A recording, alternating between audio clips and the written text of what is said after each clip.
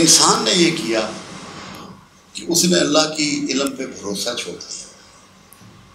اس نے کہا نہیں میں بڑا سیاح ہوں, یہ میں نئی چیز جو ایجاد کر رہا ہوں اس میں اتنے پیسے بچیں گے, اتنا ٹائم بچے گا, اتنی جلدی یہ ہضم ہوگا. مگر وہ کیونکہ جس طرح انگریڈینٹ سے باڈی کو بنایا گیا ہے اس کا بھرپور علم انسان کیونکہ نہیں رکھتا, اس لیے وہ ایسے کام کرتا ہے جس سے اس کو ان دا لانگ رن یا 20 سال میں یا 10 سال میں یا 5 سال میں لاسز برداشت کرنے پڑتے ہیں باڈی کے یا برین کے, کیونکہ گورنر جو ہے وہ برین ہے. صحیح. اور وہ ایک ہے, باقی چیزیں دو بھی رکھی. صحیح. مگر جہاں پاور دی, اتھارٹی دی, وہاں سنگل رکھا. دماغ بھی دل بھی سنگل ہے, گردے 2 ہیں, پھیپھڑے 2 ہیں جی, کان 2 ہیں. مطلب جہاں پہ اس نے رکھا کہ یہ اتھارٹی زیادہ استعمال ہونی ہے وہاں اس نے جیسے خود اکیلا ہے اس کو بھی اکیلے ہی رکھا. صحیح. کہ بندہ فٹ ہو جائے. کوئی پیغمبر ایسا نہیں جس کو ہیلتھ کے قوانین ایڈوائز نہیں کیے. 2 پیغمبر بطور خاص, ایک عیسیٰ علیہ السلام, ان کا معجزہ ہی طب ہے, طبی معجزہ ہے عیسیٰ کا, اور پھر رسول اللہ صلی اللہ علیہ وسلم جنہوں نے ایمفیسائز کیا ہے بہت زیادہ ہیلتھ پر. بڑی کوٹیشن ہے اس پر, بہت کوٹیشن ہے. بدنصیبی یہ ہے کہ ہم لوگوں نے کبھی ان کو کوٹ ہی نہیں کیا جو ہیلتھ پوائنٹ آف ویو سے رسول اللہ صلی اللہ علیہ وسلم نے ہمیں ٹیچ کیا. کیا ضرورت پیش آئی اس کی؟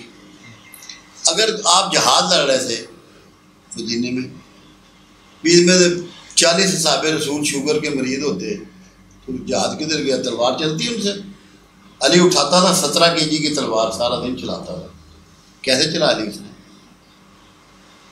فزیکل فٹنس پہ چلائی, اس کے ساتھ انہوں نے ایمان کی اسٹرینتھ کو جوڑا. ایمان کیا ہے؟ Psychological support.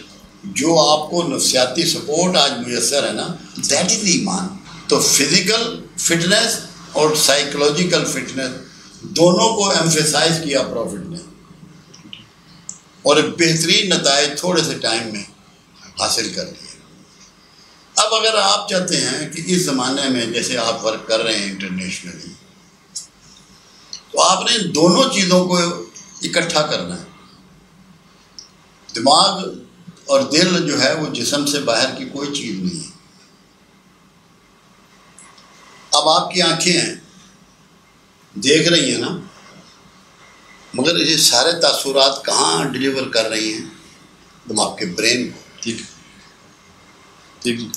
حالانکہ اس کی کوئی مادی ویلیو نہیں ہے, مادیت کوئی نہیں ٹرانسفر ہو رہی, فیلنگ ٹرانسفر ہو رہی ہیں.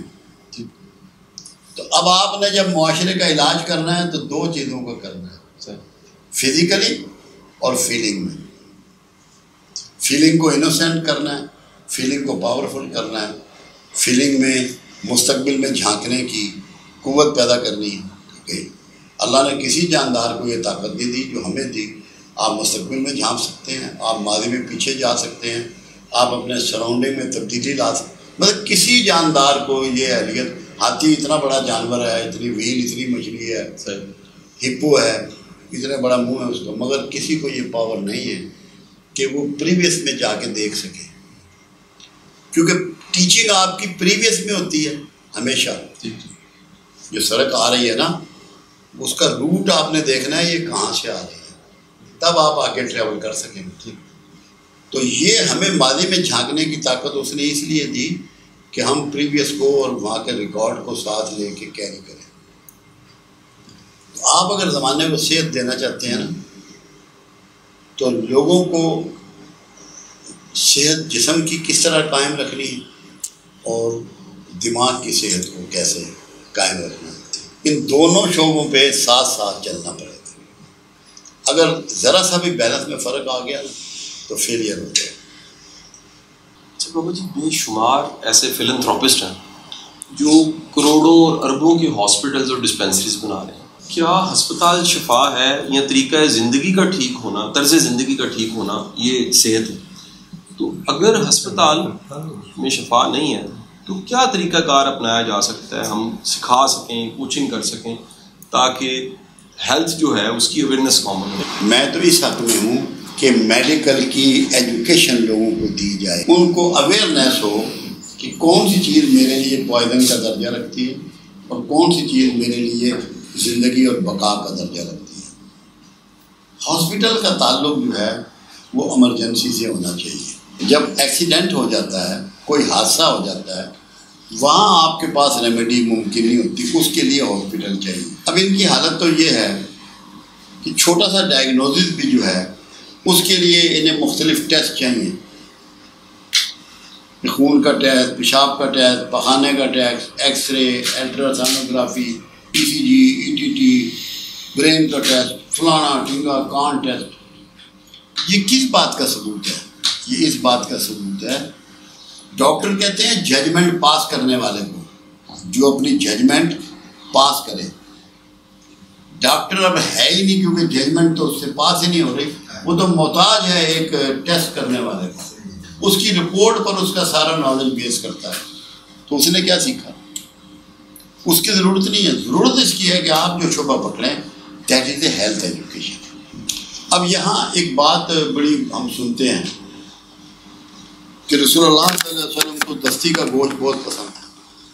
جی ہم سنتے ہیں. میں نے کہا یار میں نے بھی یہ سنا ہے, مگر مجھے یہ تو بتاؤ کہ میرے آقا نے کتنے عرصے کے بعد دستی کا گوشت کھایا؟ 4 مہینے بعد, 3 مہینے بعد, مطلب 3 months آپ یہ کہہ لیں کہ منیمم پیریڈ ہے. اور پرندوں کے لیے یہ کہہ دیا کہ یہ جنت کے لوگوں کی خوراک ہے, یعنی کہ وائٹ میٹ جو ہے آپ یہ جنت کا میوہ سمجھ کے کھا لیں, ہارمفل نہیں ہے, ٹیچ کر دیا رسول نے. اب یہ ٹیچنگ کا ایک سٹائل ہے نا پروفٹ کا. پھر آپ دیکھیں گندم اویلیبل تھی مدینہ میں, مکہ میں تو نہیں تھی صحیح, مگر مدینہ میں گندم اویلیبل تھی. پریفر کس کو کیا؟ جو کو. روٹی جو کی کھائی. کیوں؟ جو میں پروٹین نہیں ہوتی, فیٹس نہیں ہوتے, بلکہ اگر آپ کا کولیسٹرول بڑھ رہا ہے تو جو کھانے سے وہ بھی بیلنس ہو جاتا ہے. بارلے صحیح جی, بیلنس ہو جاتا ہے.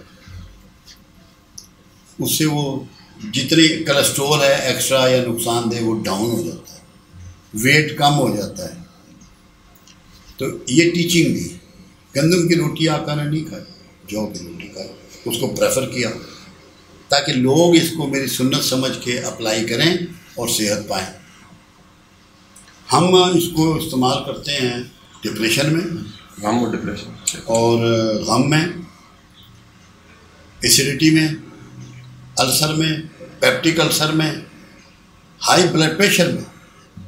کیونکہ بلڈ پریشر نمک اور چکنائی کی زیادتی سے ہوتا ہے. تو جو چیز چکنائی کو کمزور کرتی ہے, چکنائی کو کم کرتی ہے, وہ لازمی بلڈ پریشر کو بھی نارملائز کرے گی. جی صحیح جی. اب پرافٹ کی اسٹیٹمنٹ ملتی ہے, میں نے بتایا بڑی بدنصیبی ہے شاہ جی, غور ہی نہیں کیا. اللہ کے رسول صلی اللہ علیہ وسلم کیا حسین بات فرمائی, اپنے دسترخوانوں کو سبزے سے سجاؤ, ڈسپلے دا گرین تھنگس. کیوں؟ جب وہ گرین چیزوں کو آپ سجاوٹ کریں گے نا, اس سے اندر آپ کے اشتہا پیدا ہوتی ہے کھانے کی, سجاوٹ سے. اور اس کی جب شادی ہوتی ہے تو اس کو عروسی جوڑا بناتے ہیں نا, وہ سجاوٹ کرتے ہیں تاکہ میل جو ہے اس میں اشتہا پیدا ہو اس کے قریب جانے کی. تو سجانے کا مطلب یہ ہے کہ آپ جب ساری گرینری سجا دیں گے, بہترین قسم کی سبزیاں کاٹ کے خوبصورت طریقے سے ڈسپلے کریں گے, تو آپ کے اندر اشتہا پیدا ہوگی ان کچی سبزیوں کو کھانے کی. It means for wealth, health, بہترین ہیلتھ کے لیے یہ ایک فارمولہ ہے کہ آپ کچی سبزیاں کھائیں. کس طریقے سے اٹریکشن پیدا کی پروفٹ نے. شام سے ایک طبیب آیا یہودی, اس نے دکان کھولی, مہینہ گزر گیا, گاہ کے نہیں آیا. وہ رسول اللہ کے پاس آ گیا ہے, اللہ کے نبی آپ نے اپنے لوگوں کو کیوں منع کر دیا میرے پاس آنے سے؟ آپ نے فرمایا تمہیں کسی نے کہا؟ میں تو کسی کو منع نہیں کیا, جب بندہ آتا ہی کوئی نہیں. آپ نے فرمایا یہاں آئے گا ہی کوئی نہیں, یہاں آئے گا ہی کوئی نہیں. مدینہ میں کوئی شخص پیٹ بھر کھانا نہیں کھاتا. جو پیٹ بھر کھانا نہیں کھائے گا وہ ڈاکٹر کے پاس نہیں جائے گا. اگر آپ بھوک چھوڑ کے کھائیں گے تو نہ موٹے ہوں گے، نہ فیٹس بنیں گے، نہ بلڈ پریشر ہوگا، نہ کڈنی فیلئر ہوگا، نہ کوئی اور خرابی ہوگی. مطلب ٹیچنگ دے دی کہ صحت چاہتے ہو تو بھوک چھوڑ کے کھاؤ. ہمارے ہاں ہم تو اس طرح کھاتے ہیں نا کہ آخری دفعہ کھا رہے ہیں بس، اس کے بعد تو مجھے کھانا ملنا ہی نہیں، پاگلوں کی طرح. آپ کیا سوال ہے؟ سوال بابا جی میرا یہ تھا کہ آج جتنی تعداد بیکریوں کی دیکھتے ہیں بڑھتے ہوئے، اتنی تعداد ہی فارمیسز کی بن چکی ہے. میں شہر کی بات کر رہا ہوں، میں جس جگہ پہ رہتا ہوں اس مین روڈ پہ کم از کم 18 میڈیکل سٹور ہیں. اچھا 18 بیکریاں بھی ہیں. میں آپ کی ریشو ٹھیک کر دوں. ٹھیک. میں ساری عمر سے ایک بات کہہ رہا ہوں کہ جس شہر میں ایک مٹھائی کی دکان یا ایک بیکری بنتی ہے وہاں 6 ڈاکٹروں کی دکانیں آ جاتی ہیں. 6 ڈاکٹر، 6 میڈیکل سٹور. کیوں؟ رسول اللہ صلی اللہ علیہ وسلم کا ایک فرمان مبارک ہے، نہ باریک کھاؤ نہ باریک پہنو. مٹھائی اور بیکری دونوں میں باریک کھانا ہے. کیوں؟ یا میدا ہے یا سفید آٹا ہے. اب یہ لاہور میں تندور لگے ہوئے ہیں نا، سب سفید آٹا اور میدا کھا رہے ہیں. لاہور کا بندہ ہیلدی ہو ہی نہیں سکتا، اسے کوئی ہیلدی نہیں کر سکتا. کیوں؟ اس کی غلاظت ساری اس کے اندر ڈپازٹ رہتی ہے، وہ آنتوں سے چپٹ جاتا ہے میدا یا سفید آٹا. اسے کوئی دنیا کی طاقت جو ہے صحت مند لوگوں میں کھڑا نہیں کر سکتی. تو جیسے جیسے بیکریاں بنتی جائیں گی آپ کے ملک کی صحت مجھے اگر کبھی اللہ نے موقع دیا نا کہ میرے پاس، حالانکہ عمران بھی میرا بڑا کہنا مانتا ہے مگر اتنا نہیں مانتا جتنا اس کو میرا ماننا چاہیے. قانوناً میں ایسے مٹھائی کی دکانیں اور بیکری بند کرا دوں قانوناً. آپ یقین کریں صحت کے لیے اتنا نقصان دہ ہے یہ بیکری کا سامان، کیونکہ میدے سے بنتا ہے نا. یورپ میں اب صرف 2 چیزیں مستعمل ہیں، ایک سوجی کے بسکٹ، سوجی کی ڈبل روٹی، سوجی کی مٹھائی کھوئے کی. میدے کی تمام بیکری اور مٹھائی ویسٹ میں ختم ہو چکی ہے. ڈبل روٹی یا چوکر کی ملتی ہے یا بسکٹ چوکر کے ملتے ہیں یا جو کے ملتے ہیں. وہ لوگ کیونکہ ان کو سمجھ میں آ گئی وہ تو بات کرتے ہیں کہ کتنا نقصان ہے، اور بچوں کی گروتھ میں اس کا بڑا نقصان ہے. سب سے زیادہ بچوں کو ہم ڈبل روٹی دیتے ہیں، 2 پیس دیے، بیچ میں شامی کباب رکھا، اسکول چلے جاؤ. انتہائی یہ تو جڑی ہوئی بات ہے کہ بیکریوں اور مٹھائی کے ساتھ، یعنی کہ جہاں میدا ہے، چاہے وہ نان ہے آپ کے جو کلچے ہیں یا نان ہیں، میدا اور سفید آٹا چھنا ہوا، اس کی ڈائریکٹ میرے آقا نے مخالفت کی ہے کہ آٹا موٹا استعمال کرو، چھنا ہوا استعمال مت کرو. کتنی واضح چیزیں. آج تو ملٹی گرین کا کلچر آ رہا ہے اور اس پہ بڑا مہنگا ہے. ملٹی گرین میں اگر سب چیزیں ڈالی جا رہی ہیں اور وہ دین میں پہلے ہی ہے کہ موٹا موٹا موٹا. آپ چنے کھائیں نا مزے بھنے ہوئے، انتہائی مفید ہے، پیسنے کی ضرورت ہی نہیں. آپ اب گرائنڈر تو آپ کو اللہ نے دیا ہوا ہے، نیچرل طریقے سے گرائنڈ کریں چیزوں میں. اللہ نے تو گرائنڈر سب کے ساتھ لگایا. دیکھو جب بچے کو سالڈ ڈائٹ نہیں چاہیے تو دانت نہیں دیے، مطلب کتنا بڑا اس کا بندوبست ہے. جب اس کو سالڈ ڈائٹ چاہیے تو اس کو دانت دے دیے. جی کتنا بندوبست ہے. اچھا بابا جی، ایک بڑا جو متھ ہے وہ یہ ہے کہ ڈاکٹر کسی بھی بیماری کا جو علاج ہے وہ ایک گولی نہیں لکھتے، پوری ایک سیریز گولیوں کی لکھ دیتے ہیں اور اس کے بعد میڈیکل سٹور پہ وہ چلا جاتا ہے، دوائیوں پہ لگ جاتا ہے. میں بڑے بڑے ینگ لوگوں کو دیکھتا ہوں وہ کسی ایک سنجیدہ قسم کی بیماری کو فیس کر رہے ہیں، وہ بلڈ پریشر ہو سکتا ہے، شوگر ہو سکتی ہے، ہارٹ ہو سکتی ہے. یہ رجحان بڑا بڑھ ہے. یعنی میں ابھی ذہنی بیماریوں کی طرف جاتا ہوں. جو فزیکل پرابلمز ہیں وہ بڑی تیزی کے ساتھ ایک بیمار قوم جو آپ نے کہا وہ ہم بنتے جا رہے ہیں. کیسے ایڈریس کر سکتے ہیں؟ اس کی وجہ بتاؤں آپ کو. مثال کے طور پہ ایک شخص بلڈ پریشر کی گولی کھاتا ہے، اس نے اس کے اسٹامک کا بیڑا غرق کرنا ہے. انہوں نے ساتھ میں اس کو کوئی اینٹی ایسڈ دوائی دینی ہے ایک، ٹھیک ہے جی. اب جب اینٹی ایسڈ ایک دوائی دیں گے جو تیزابیت کو روکنے والی ہے، اس نے اس کے لیور کو بھی خراب کرنا ہے. پھر لیور کو بچانے کے لیے فلیجل یا کوئی اینٹی الرجی دیں گے. یہ ایلوپیتھک سسٹم آف میڈیسن کا خلا ہے. جو طب یونانی ہے یا ہومیوپیتھک سسٹم آف میڈیسن ہے اس میں یہ پرابلم نہیں ہے. یہ ایلوپیتھک سسٹم آف میڈیسن میں ہے، کیونکہ ایک چیز کو جب یہ کیور کرتے ہیں نا تو ساتھ ہی دوسری کو پیدا ہو جاتی ہے. ان نیچرل طریقے سے یہ علاج کرتے ہیں، نیچرل وے نہیں کرتے. ہم جو علاج کر رہے ہیں، میں شاہ صاحب 94 سے میں علاج کر رہا ہوں. 94 سے اباؤٹ 28واں سال شروع ہے. کم و بیش 15 لاکھ لوگوں کا میں علاج کر چکا ہوں.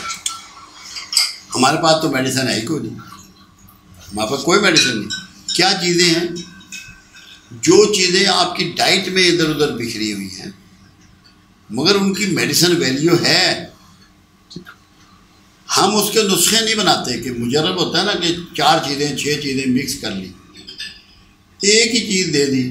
مثال کے طور پہ لوگ آتے ہیں، کڈنی پرابلم ہے، پیشاب کم آ رہا ہے، رک کے آ رہا ہے، اس میں پروٹین آ رہی ہے. میں ایک مثال دے دوں، ہم اسے کہیں گے اچھا 2 انجیر نہار منہ کھا لیں،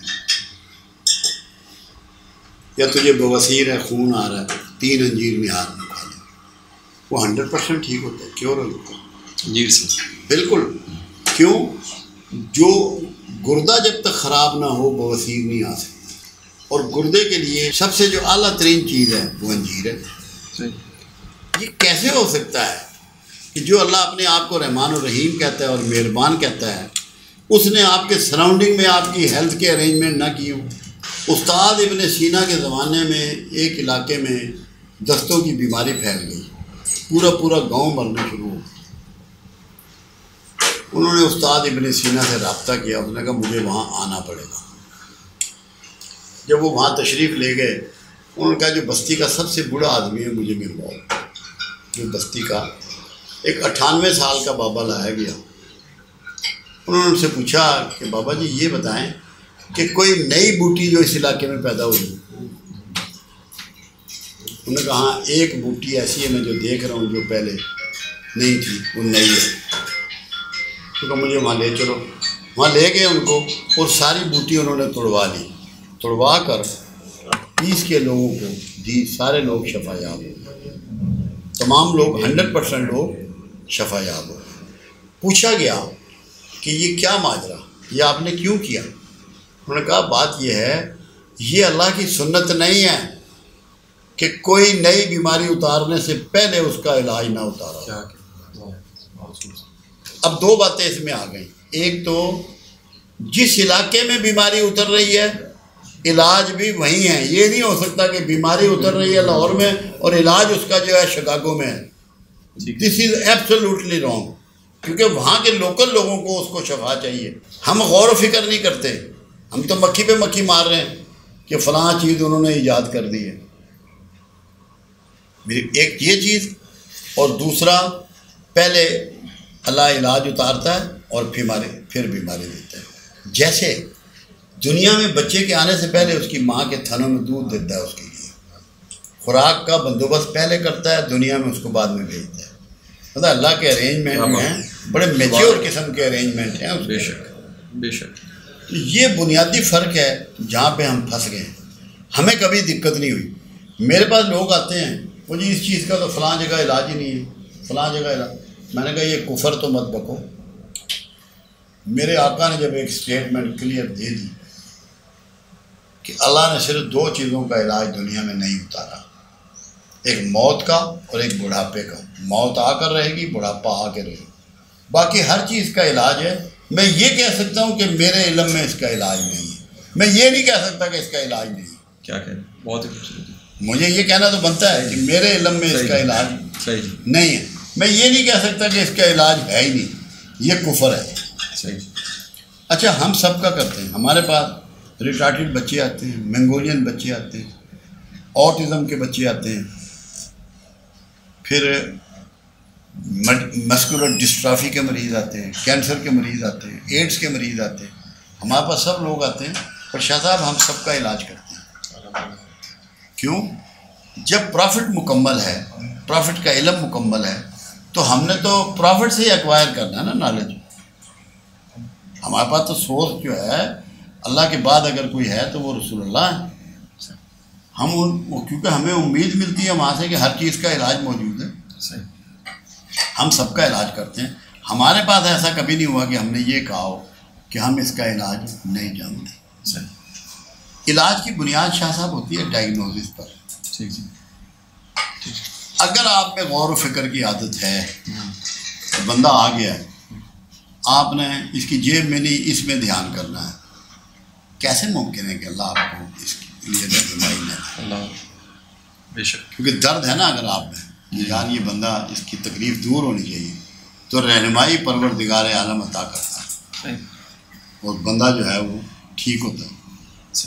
اچھا بابا جی, اب یہ ساری جو فارما انڈسٹری ہے کمرشل انڈسٹری ہے, سب کمرشل, اور اس کمرشل ہونے کی وجہ سے ڈاکٹر کو بھی کمشنز ملتی ہیں. پوری انڈسٹری کا مطلب ہے کہ اس کے لیبارٹری والے کو, ڈاکٹر کو, دوائیاں بیچنے والے کو, سب کو.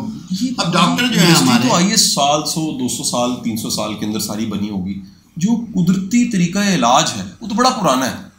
آج کیسے رائج کیا جا سکتا ہے جہاں گلی گلی محلے محلے ہسپتال ڈسپینسری اس کے لیے جہاد. اب چائنا جائیں آپ, چائنا میں 90% علاج جو ہے وہ ان کا اپنا ہے.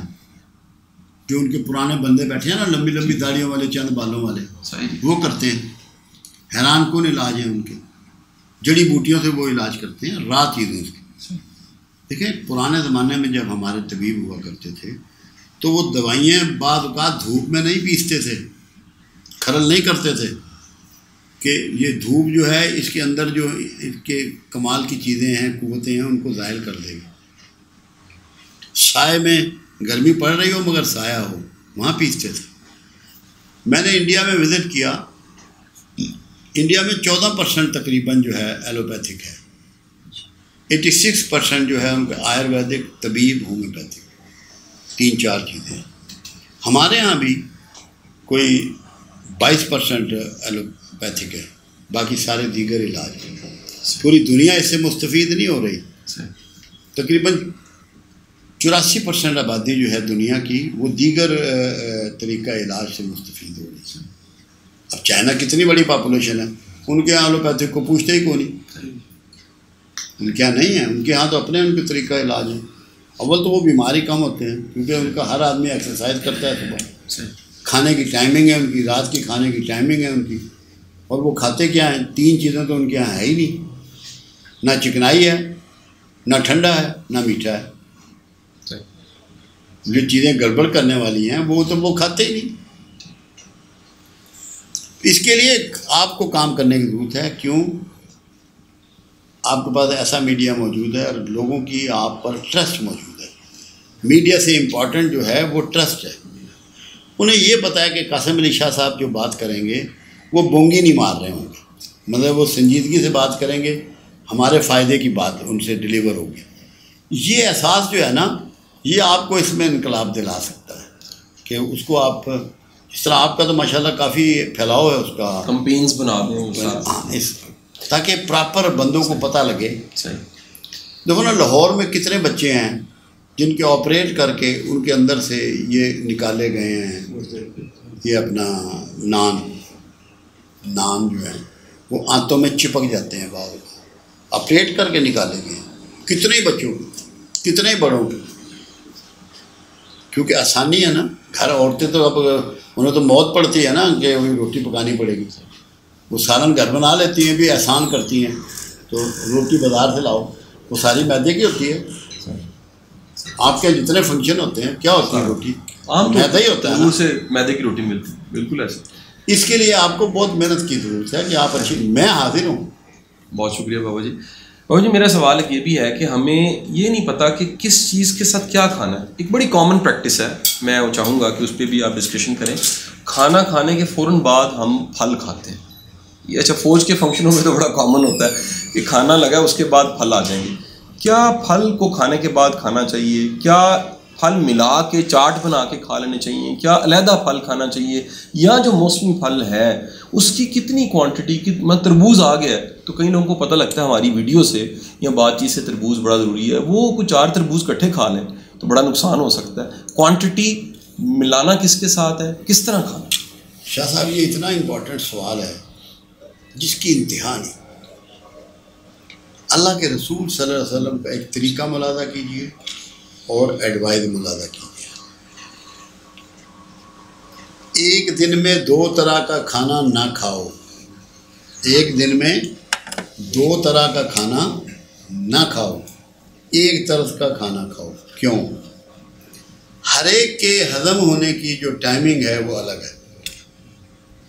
تربوز کی الگ ہے، خربوزے کی الگ ہے، آم کی الگ ہے، کیلے کی الگ ہے، امرود کی الگ ہے، انگور کی الگ ہے، گندم کی الگ ہے، جو کی الگ ہے، باجرے کی الگ ہے، مکئی کی الگ ہے، چاول کی الگ ہے. ایک تو سب سے پہلی بات یہ ہے کہ آپ ایک قسم کی چیز کھائیں گے ایک دن میں، تاکہ اس کی جو ٹائمنگ ہے وہ اس پہ ہضم ہو جائے اور اس کے بعد آپ کا معدہ جو ہے وہ ریسٹ کرے. ہمہ وقت آپ کا معدہ چلتا نہ رہے. جب آپ کا معدہ زیادہ کام کرتا ہے تو اس کے اندر تبخیر پیدا ہوتی ہے، کیونکہ یہ ہاف مومنٹ ہوتی ہے جیسے واشنگ مشین، تو حدت پیدا ہوتی ہے جس کو تبخیر معدہ کہتے ہیں، جہاں سے ایسیڈیٹی بلٹ ہوتی ہے اور پیدا ہوتی ہے. وہ ہوتی ہے مختلف چیزیں کھانے سے ایک وقت میں. ایک چیز تو یہ ہے. دوسری چیز یہ ہے پھل کھانے کا کوئی ٹائم کھانا کھانے کے بعد نہیں ہے. پھل ہمیشہ ایک ڈائٹ ہے. کوئی پھل ایسا نہیں ہے جو ڈائٹ نہ ہو، پیٹ نہ بھرتا ہو یا ہیوی نہ ہو. وہ کھانے سے پہلے کھایا جائے گا، کھانے کے بعد کا کوئی پھل نہیں ہے. ہمارے رواجات ہیں یہ اور کچھ نہیں ہے. جیسے آم ہے، آم ایک ہیوی ڈائٹ ہے، رچ ڈائٹ ہے، پروٹین ہے اس کے اندر، بلڈ پریشر بھی وہ بڑھا سکتا ہے.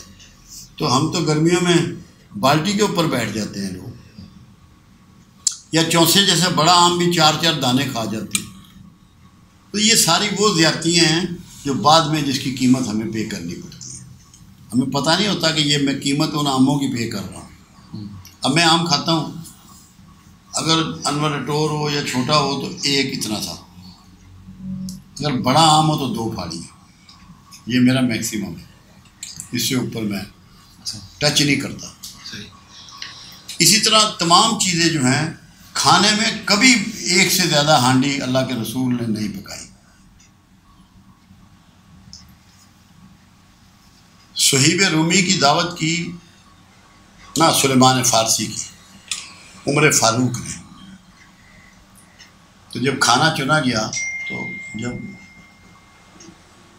سلیمان فارسی نے رونا شروع کر دیا. عمر پوچھتے ہیں کہ کیا ہوا سلیمان فارسی، کیوں رو رہے؟ کیونکہ اے عمر تو نے اللہ کے رسول کی سنت ترک کر دی. میں نے کیا کیا؟ کہا تیرے دسترخوان پہ ایک سے زیادہ کھانا ہے، اللہ کے رسول تو ایک کھانا کھاتے تھے. کہا میں ایک ہی کھاؤں گا، میں رسول اللہ کے طریقے پہ چلوں گا. جس شخص کو اپنے بچوں کی ہیلتھ پیاری ہے وہ گھر میں 2 ڈشیں نہیں بنائے گا ایک دن میں، چاہے دعوت ہو چاہے گھر کے ہو. وہ ایک کھانا اس کو رواج دینا پڑے گا اگر ہیلتھ چاہیے. ہمارے یہاں یہ بہت زور لگاتا ہے اس بات پہ، افضال ایمفیسائز کرتا ہے. تو کبھی بھی الاؤ نہیں ہے مختلف چیزیں. یہ چاٹ کا تصور تو ویسے ہی باطل ہے، فروٹ چاٹ کے لیے ہے ہی نہیں. دیکھیں ایک تو سارے فروٹ میٹھے ہوتے ہیں، پھر آپ اس میں نمک ڈال رہے ہیں، پھر آپ اس میں چینی ڈال رہے ہیں، پھر اس میں آپ لیمو ڈال رہے ہیں یا چاٹ مسالہ ڈال رہے ہیں، تو خود آپ اس کو اپنے لیے زہر کے درجے میں لے کے جا رہے ہیں. فروٹ تو اس کی اصل حالت میں کھانا ہے، نہ اسے نمک لگانا ہے نہ اسے چینی لگانی ہے. اس میں پورے اجزاء موجود ہیں، وہ ہے ہی ہیلتھ کے لیے، صرف ٹیسٹ کے لیے نہیں ہے، ہیلتھ کے لیے. تو ہمارے ہاں ہم نے چاٹے شاٹے بنا کے چسکے کے چکر میں ہم پڑ گئے ہیں پوری قوم، بلکہ امت پوری، جس سے اپنا بیڑا ہم اپنا غرق کر رہے ہیں. یہ الاؤ نہیں ہے. صحیح. بابا جی ساری جو انڈسٹری ہے، فوڈ انڈسٹری کی میں بات کروں گا، میڈیسن میں فوڈ انڈسٹری کی بیسک تھیوری یہ ہے، کیونکہ پروڈکشن اتنی نہیں ہے آرگینک کی، تو ایک انڈسٹری بلڈ ہوتی ہے. وہ انڈسٹری کیا کرتی ہے سر، وہ فوڈ پروڈیوس کر کے دے دیتی ہے. بے شمار اس کی شکلیں ہیں، میں کسی بھی شعبے میں جاؤں گا، ملک ہو، چکن ہو، بے شمار انڈسٹری پوری بنتی ہے، اور وہ انڈسٹری سبسٹیوٹ بنتی ہے آرگینک کا. اگر خوراک آرگینک اتنی پروڈیوس ہو تو یہ مسئلہ ہی نہ ہو، انڈسٹری کی ضرورت نہیں پڑتی. اس انڈسٹری کی ضرورت اس ضرورت پورا نہ ہونے کی وجہ سے پڑ جاتی ہے. ان کا کہنا یہ ہے. اس کا حل ہے؟ شاہ جی یہ دیکھیں، یہ ہوا تب ہے جب تمام شعبہ زندگی میں ایڈورٹیزمنٹ آئی. ایڈورٹیزمنٹ کس وقت آئی کہ جو ہم پروڈیوس کر رہے ہیں یہ بک سکے. اس نے اتنی نئی چیزیں پیدا کر دی اور ایڈورٹائز نے لوگوں کو مجبور کر دیا ان کے استعمال پر. ایک ٹرسٹ، کیونکہ جب انسان کا یہ ایک سلسلہ ہے، جو چیز ریپیٹ ہوتی ہے نا وہ اپنی جگہ بناتی ہے. اسی لیے اسلام نے یہ کیا کہ اذان کو ریپیٹ کرتا ہے تاکہ وہ ذہنوں میں ایک جگہ بناتی ہے. قرآن کو ریپیٹ کرتا ہے، عبادات کو ریپیٹ کرتا ہے کہ وہ پھر انسانی میموری میں اور اس کے دماغ میں اپنی فکسیشن کرتی ہے. یہ انٹائرلی کمرشل کام ہے. ورنہ آپ دیکھیں، پیچھے مڑ جائیں، میرا آپ کا دونوں کا تعلق ہمارا دیہات سے ہے. ہمارے لوگ کتنے ہیلدی تھے، کتنے طاقتور تھے اور کتنی بڑھیا زندگیاں گزار کے گئے ہیں. کیوں؟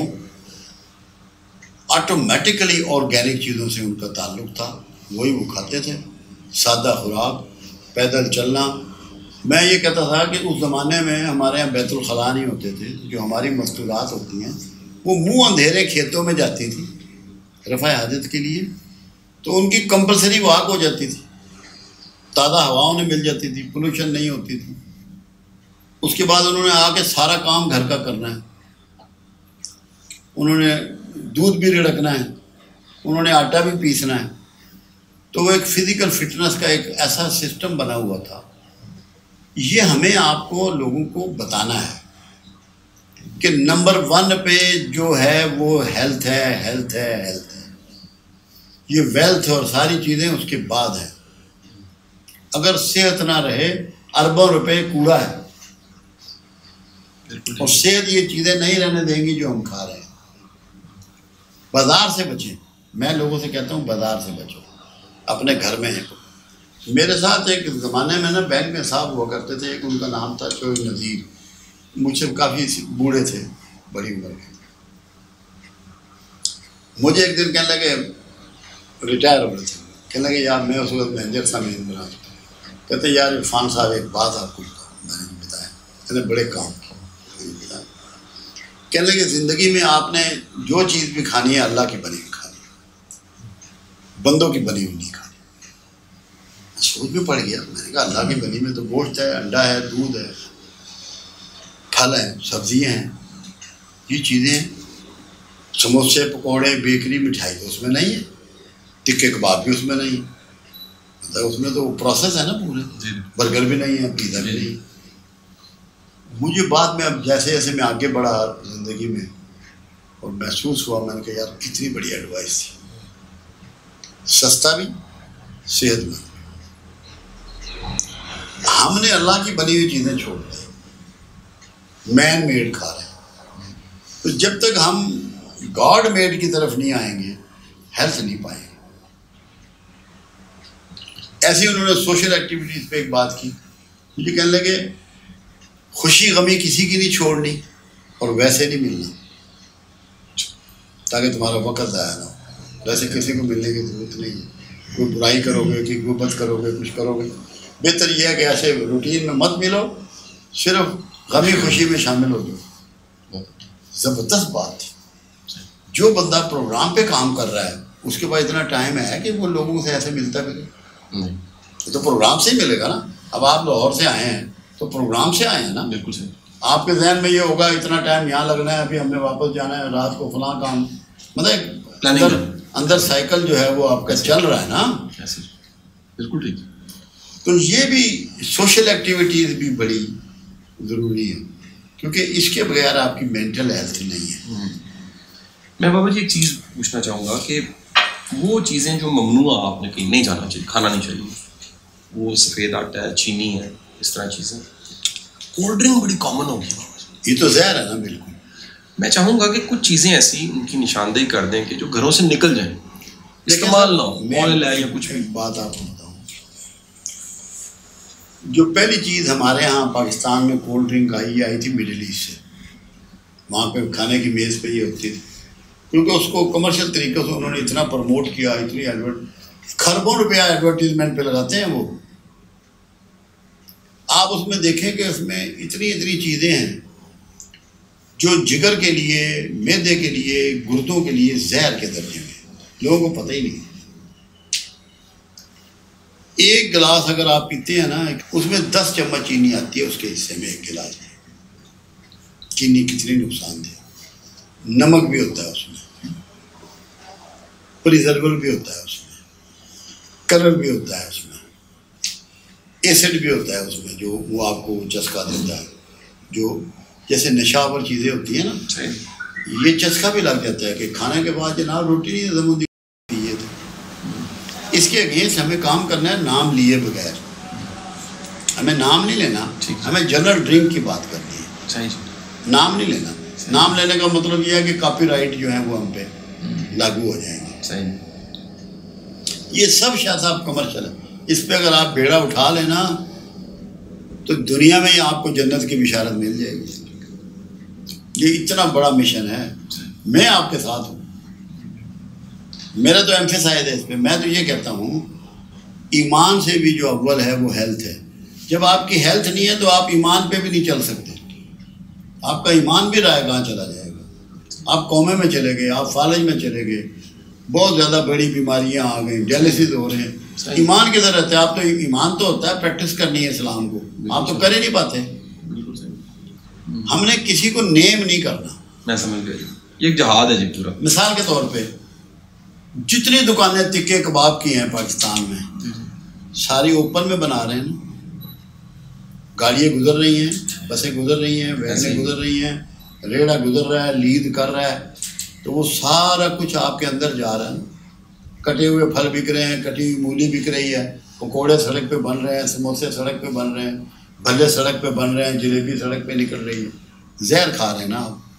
بالکل ٹھیک۔ فوڈ بنا دیا ڈپارٹمنٹ، انہوں نے فوڈ اتھارٹی، وہ کسی کو روک ہی نہیں رہا۔ وہ میں ان سے کہتا ہوں، میں گیا ان کے پاس، وہ میں خدا رسول کا واسطہ ہے اتنی پابندی تو کر لو جو انٹرنیشنلی ہے کہ جو بھی چیز کوک ہو رہی ہے یا کٹ کے پھل بک رہا ہے وہ اندر تو ہو، وہ کچن میں تو ہو۔ صحیح۔ میں کہا کم سے کم اتنا ہی کر لو ظالموں، کیوں لوگوں کو تباہ کر رہے ہو؟ لوگوں کو تو یہی نہیں پتہ لگتا، ڈاکٹروں کو بھی نہیں پتہ لگتا کہ ریزن کیا ہے پرابلم کا، کیونکہ اس طریقے کی چیزیں ہمارے اندر جا رہی ہیں کہ ہمیں ریزن ہی نہیں ملتا کہ ریزن کیا ہے، کیوں نقصان ہوا۔ اچھا گوشت کی دکانیں ہیں نالوں پہ اور کھلا بک رہا ہے، کوئی اس کو مطلب ہے کپڑا نہیں لپیٹا گیا، کوئی کیمیکل ایسا دوائی نہیں لگائی گئی کہ وہ مچھر اور مکھی سے وہ بچے، یا شیشے دکان پہ نہیں لگے ہوئے۔ بڑے شہروں میں تو کچھ ایریا ایسے ہیں جہاں یہ سارے ارینجمنٹ ہیں، جنرلی نہیں ہیں، کوئی غور ہی نہیں کر رہا اس پہ، باتیں پاکستان کی کرتے ہیں۔ صحیح۔ وہ قوم کو تو بچا لو۔ بالکل صحیح۔ اگر ہمارے ہاں سب لوگ بیمار ہوں گے تو لڑیں گے کس سے آپ؟ نہ معاش آپ کر سکیں گے، نہ ڈیفینس کر سکیں گے۔ صحت مند آدمی معاش بھی کر سکتا ہے اور ڈیفینس بھی کر سکتا ہے۔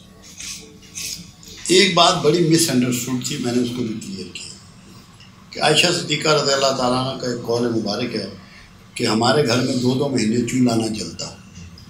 اس سے لوگوں نے یہ اخذ کیا کہ یہ 2 مہینے فاقہ کرتے تھے۔ میں نے کہا اللہ کے بندو ایسا نہیں تھا، اللہ کے رسول کے گھر سے تو بہت بڑھتا تھا، تقسیم ہوتا تھا، پوری دنیا میں جاتا تھا، ہر علاقے کا لوگ آ کے فائدہ اٹھاتے تھے۔ مسئلہ یہ تھا کہ وہ ان کوکڈ چیزیں کھاتے تھے، بغیر پکی ہوئی، تاکہ چکنائی اور نمک آپ کی باڈی میں نہ جائے، آپ ہیلدی لائف گزاریں۔ وہ مقصد یہ تھا۔ ستو کھا لیے، سنترا کھا لیا، تربوز کھا لیا، کھجوریں کھا لیں، دودھ پی، دودھ ابالا نہیں جاتا تھا۔ اللہ نے جو 2 جانور دیے ہیں نا عرب کو، وہ کمال ہے، اونٹ اور بکری، دونوں کو جب مرضی چو لیں، دودھ دو لیں ان کا۔ ہمارے پاس گائے اور بھینس ہے، اس کا دودھ وقت سر ہوتا ہے، پھر آپ کو سٹور کرنا پڑتا ہے، اس کے لیے ابالنا پڑتا ہے۔ عرب میں آج بھی نہیں ابالا جاتا، اسی وقت جانور کو دو اور تازہ دودھ پیو۔ اب سائنس بھی اس پہ آ گئی ہے کہ دودھ بغیر ابالے ہی پینا زیادہ ہے۔